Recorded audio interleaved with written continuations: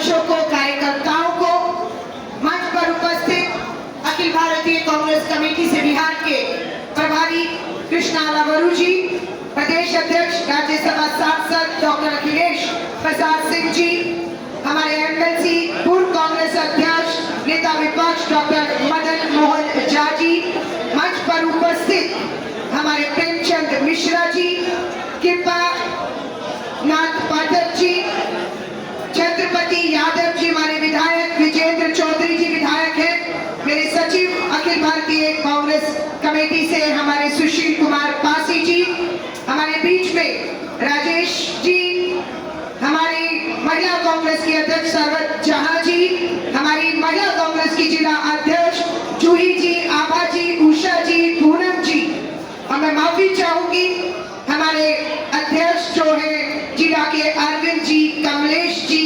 मनोज मिश्रा जी, सीताराम जी और सभी पूर्व हमारे विधायक, पूर्व एमएलसी, पूर्व नेताओं को संबोधित करते हुए सिर्फ एक ही बात कहूंगी, पूरी की पूरी कांग्रेस दिल्ली से लेकर बिहार का नेतृत्व मिशन बिहार पर निकल चुका है। इसी साल हम उम्मीद करते हैं जल्द ही चुनाव का ऐलान भी हो जाएगा।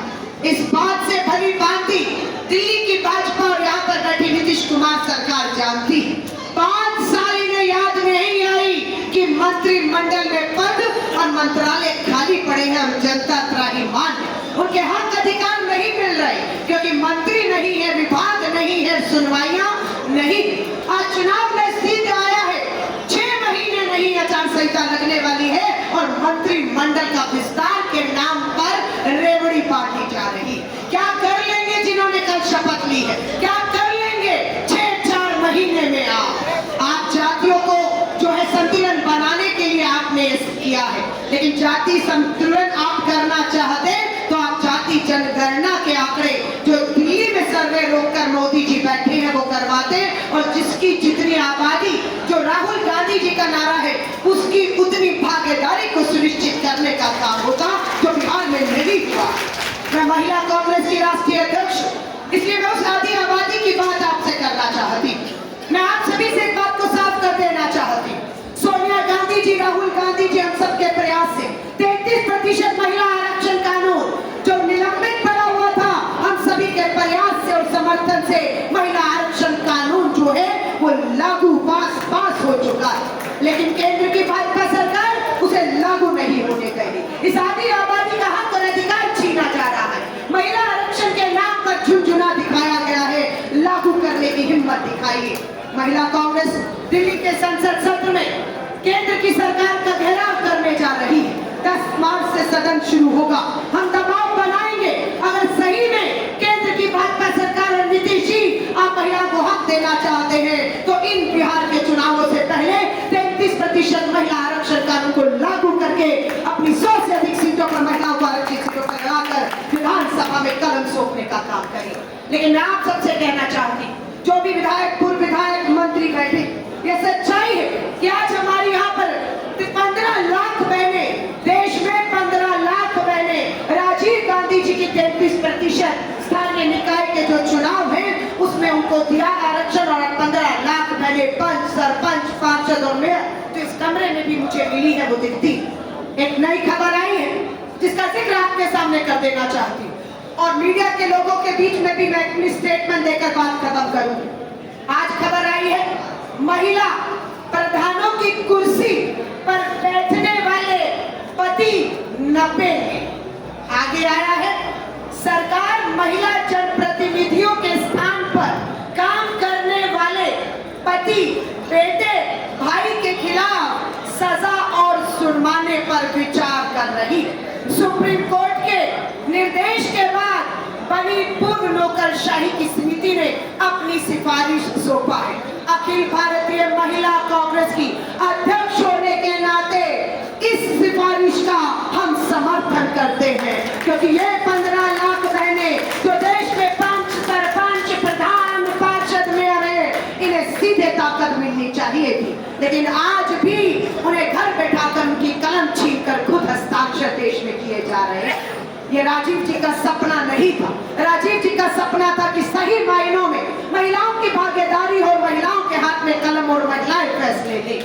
तो हम इस फैसले का स्वागत करते हैं और इसीलिए आपसे कहेंगे अपनी हर बहन बेटियों को, क्योंकि राजनीति में अब कंधे से कंधा मिलाकर आगे बढ़ने का अगर पंचायत नगर निगमों में हक मिला है तो हक विधानसभा लोकसभा में भी मिलना है, उसकी लड़ाई हम लड़ रहे हैं। इसलिए महिला कांग्रेस की राष्ट्रीय अध्यक्ष होने के नाते मैं आप सभी से कहूंगी अपने घर में जो महिलाएं हैं उन्हें महिला कांग्रेस के साथ जोड़िए, ताकि उनके आर्थिक, राजनीतिक और सामाजिक उनके न्याय क्या, उनके हक क्या, उनके अधिकार क्या है, उन्हें मोहताज मत रखिए, उन्हें शोषण का शिकार मत होने दीजिए। शुरुआत घरों से कर दीजिए और ये शुरुआत कोई और नहीं, कांग्रेस के परिवारों से होनी चाहिए, ताकि राजीव गांधी जी के सपनों को सही मायने में हम साकार कर पाए।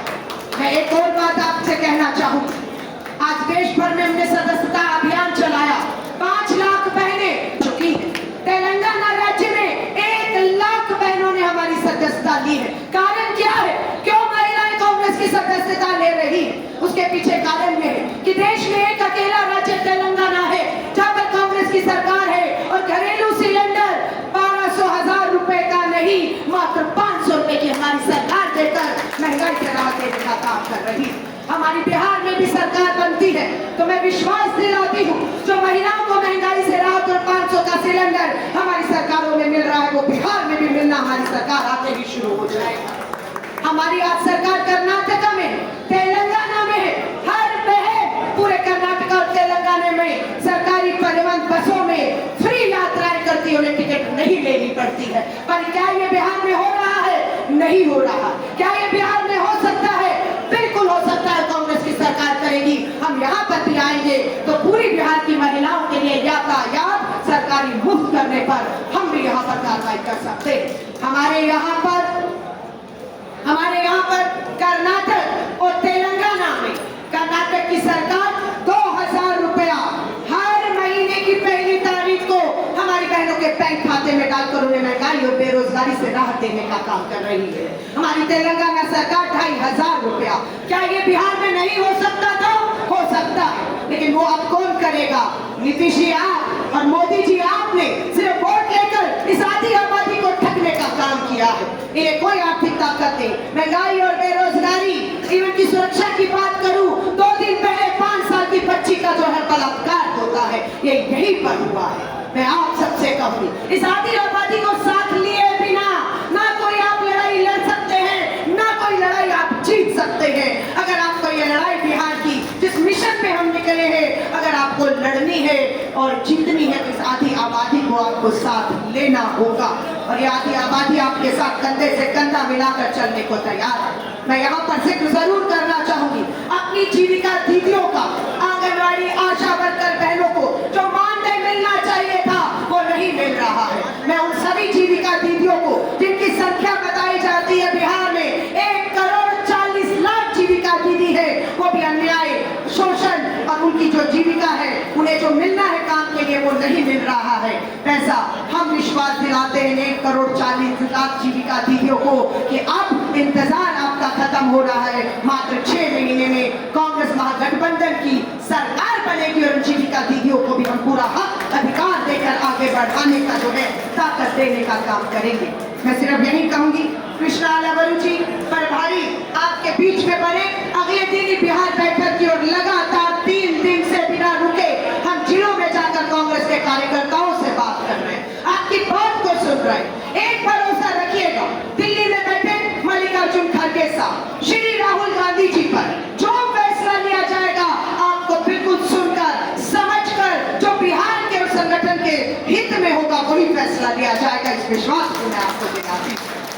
बस आपको वही हमारी शर्तें रहती कि एक मजबूत अनुशासित संगठन ही जंग में जाकर इस लड़ाई को मैदान में जीत सकता है। उसके लिए आपको भी निकलना होगा। मात्र हम लोगों के निकलने से ये जंग नहीं जीती जाएगी। बूथ स्तर पर, ब्लॉक स्तर पर आपको भी झंडा आज और अभी से उठा देना होगा। आगाज हो चुका है आपके बीच में, दूसरी पार्टी इंतजार कर रही है। कांग्रेस प्रचार कब शुरू करेगी पूछा करती थी, अब तो राहुल गांधी जी भी आपके बीच से होकर गए। मैं आपको विश्वास दिलाती हूँ, ये जीत इन्हीं जिलों से, इस जिलों से पटना पटना में सरकार अगर बनेगी, अभी और अखिलेश जी हम देख रहे थे, लगभग 40 के करीब विधायक इन्हीं जिलों से आते। और मैं कहूंगी कि सरकार यहीं से बनेगी, पटना में बनेगी। और पटना की सरकार जिस दिन बन गई, उस दिन दिल्ली की सरकार की उल्टी गिनती शुरू होने वाली है। यही सरकार नहीं जा रही है, यहाँ सरकार भाजपा और जेडीयू के गठबंधन की गिरते ही इनकी दिल्ली की सरकार भी गिरने वाली है। क्या नारा था आपकी बार? 400 पार हुए, 400 पार, अरे बहुमत के लाले पड़ गए। श्री राहुल गांधी जी भारत जोड़ो यात्रा, भारत जोड़ो न्याय यात्रा पे निकले और इनके तानाशाही के रथ को रोक दिया। बैसाखियों पर चल रही है दिल्ली की सरकार, एक बैसाखी आंध्र और दूसरी बिहार की बैसाखी।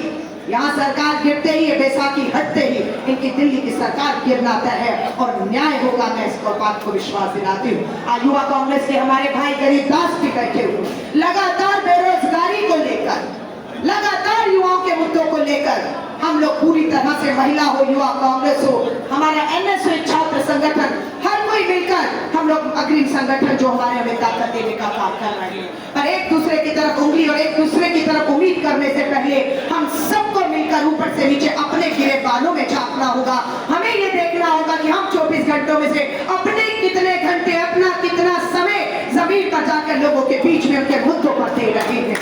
मैं इन शुभकामनाओं के साथ